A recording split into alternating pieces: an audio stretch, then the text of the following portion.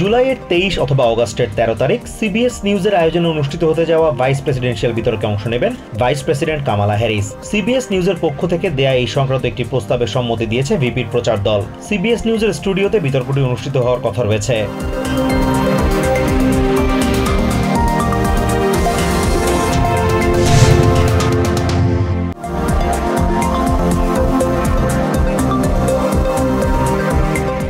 চুরির অভিযোগে রাশিয়ায় আটক আমেরিকান সেনা সদস্য গর্ডন ব্ল্যাক অপরাধ স্বীকার করে নিয়েছেন। রাশিয়ার প্রিমোরস্কি টেরিটরির ইন্টারনাল অ্যাফেয়ার্স ডিপার্টমেন্ট জানিয়েছে, গর্ডন দোষ স্বীকার করে নিয়ে মামলার তদন্তে সহায়তা করছেন। এই ক্ষেত্রে তার সাথে কথা বলতে অনুবাদকের সহায়তা নিচ্ছে রুশ প্রশাসন।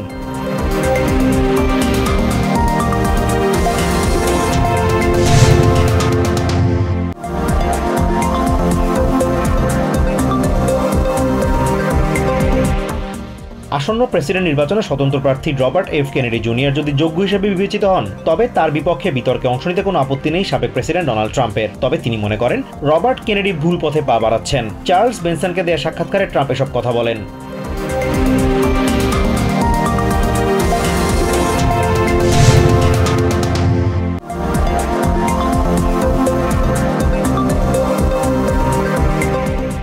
হাসমানি মামলায় তৃতীয় দিনের মতো সাক্ষ্য দিতে আদালতে হাজির হয়েছেন ডোনাল্ড ট্রাম্পের সাবেক আইনজীবী মাইকেল কোহেন। এরই মাঝে ম্যানহাটানের আদালতে কোহেনের সাক্ষ্য গ্রহণ শুরু হয়েছে। বেশ কয়েকজন রিপাবলিকান কংগ্রেসম্যানকে সাথে নিয়ে আদালতে উপস্থিত আছেন ট্রাম্প।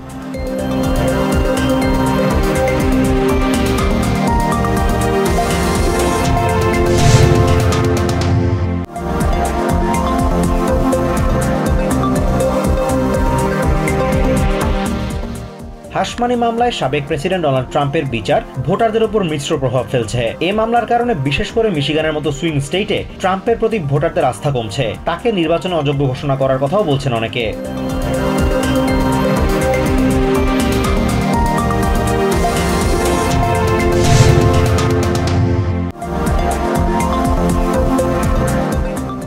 নিউ ইয়র্ক সিটির কুইন্সে বাকবিতণ্ডার জেরে বন্দুক সহিংসতায় 12 বছর বয়সী এক কিশোরী গুরুতর আহত হয়েছে। বুধবার রাতে জ্যামাইকা নেইবারহুডে এই ঘটনা ঘটে। পুলিশ জানিয়েছে, প্রায় 10 কিশোরীর মধ্যে বাকবিতণ্ডা চলাকালীন বন্দুক সহিংসতা হয়। ছুরিকাঘাতে গুরুতর আহত হন আরও 2 জন।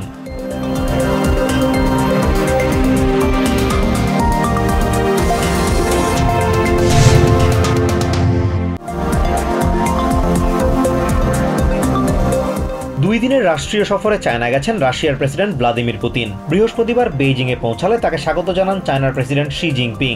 দেশ দুটির সম্পর্ক আরো ঘনিষ্ঠ করতেই পুতিনের এই সফর। ইউক্রেনের খার্কিভ অঞ্চলে নতুন করে হামলা শুরুর কয়েকদিন পরই চায়না সফরে গেলেন রুশ প্রেসিডেন্ট।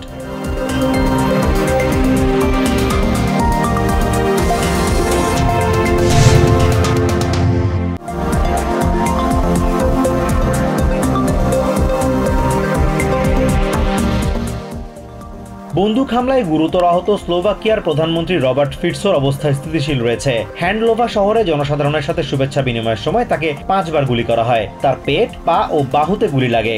সন্দেহভাজন হামলাকারীকে আটক করেছে পুলিশ।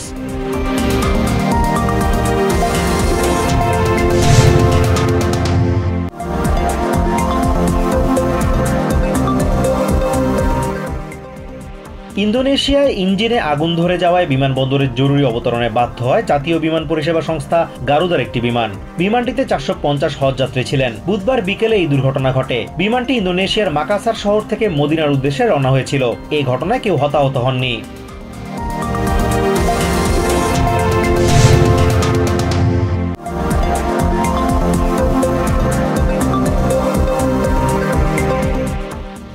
মালয়েশিয়ার শ্রমবাজারে জনশক্তি রপ্তানি অব্যাহত রাখতে সরকার কাজ করবে বলে জানিয়েছেন প্রবাসী কল্যাণ প্রতিমন্ত্রী শফিকুর রহমান চৌধুরী। বৃহস্পতিবার বিকালে প্রবাসী কল্যাণ ভবনে বোয়েসেলের মাধ্যমে মালয়েশিয়াগামী কর্মীদের সেন্ড অফ প্রোগ্রাম শেষে সাংবাদিকদের প্রশ্নের জবাবে তিনি একথা জানান।